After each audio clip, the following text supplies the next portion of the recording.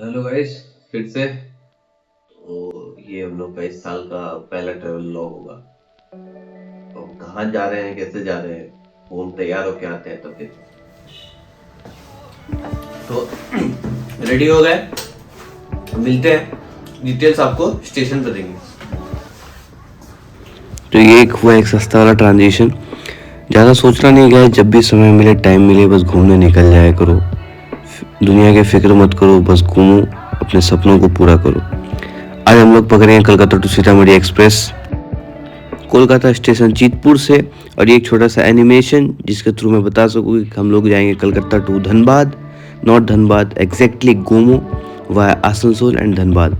ये हम लोग पहुंच गए आसनसोल स्टेशन बिल्कुल रात के 2:53 पे। 3 बजने में 7 मिनट बाकी है।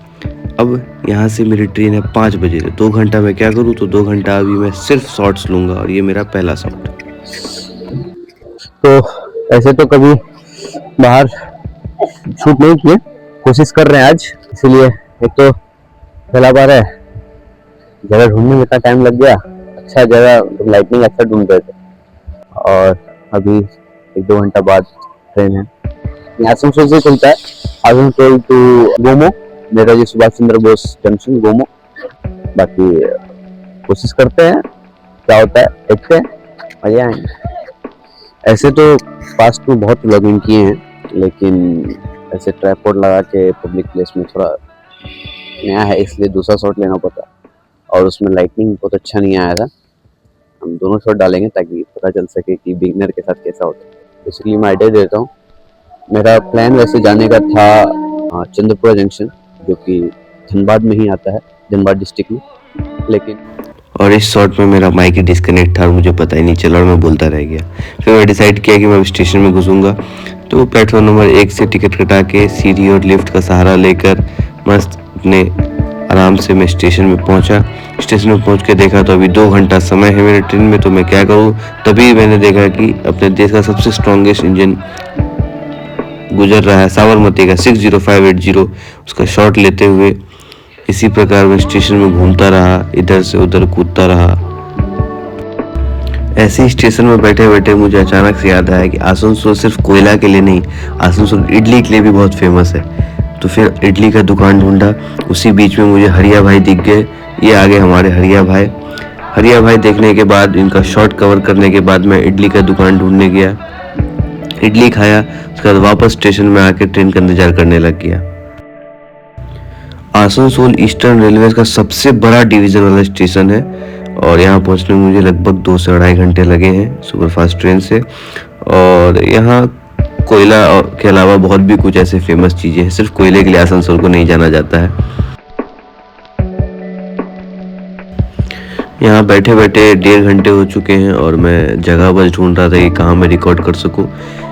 ये आवाज़ वैसे वॉइस ओवर है, लेकिन वहाँ क्योंकि इतना ज़्यादा ट्रेन का आवाज़, मेरे बगल से हरिया भाई गुजर रहे थे और बहुत सारा ट्रेन इंजन गुजर रहा था, जिसके कारण मैं आवाज़ उतना क्लियरली नहीं आ पाया।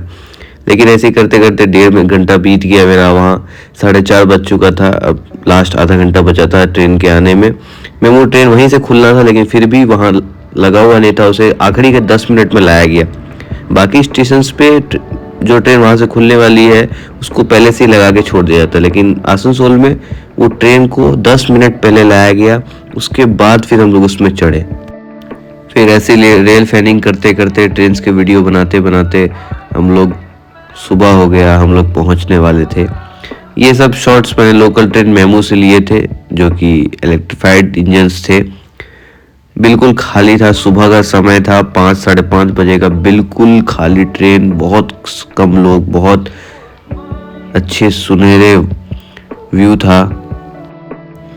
यही सब व्यू मस्त देखते देखते, झारखंड का मजा लेते हुए, हर जगह कटाई हो रखा है, हर जगह की मिट्टी को निकाल लिया गया है कि खुद पर्यावरण ने अपने आप को निखार किया है। ये सब देखते देखते मैं अपने आप को शीशे में निहारते हुए, ट्रेन पूरा खाली देखते हुए बस सफ़र का मज़ा लेता रहा, ट्रैक्स का, ट्रेन का और पर्यावरण का मज़ा लेते हुए, वीडियो बनाते हुए आगे बढ़ते रहा।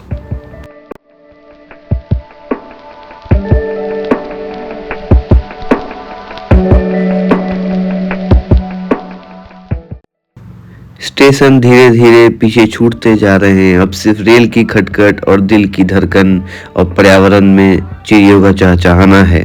आसपास में गांव झलक रहे हैं, सूरज दिख रहा है, सूरज उदय हो चुका है।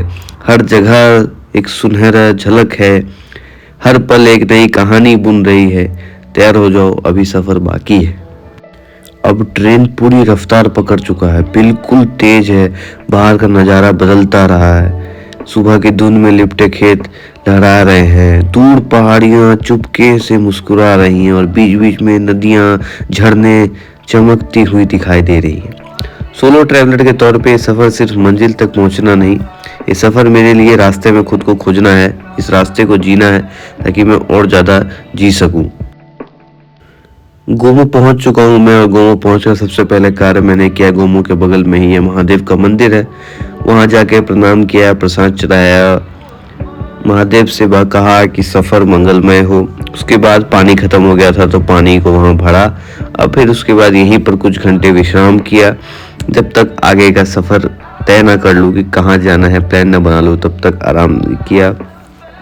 अकेलापन में भी एक साथ का एहसास था क्योंकि सामने महादेव थे। अनजान चेहरों में अपनापन लग रहा था। यादें कैमरा में कैद हुई और इसके बाद आगे की कहानी अगले सफ़र में बताते हैं।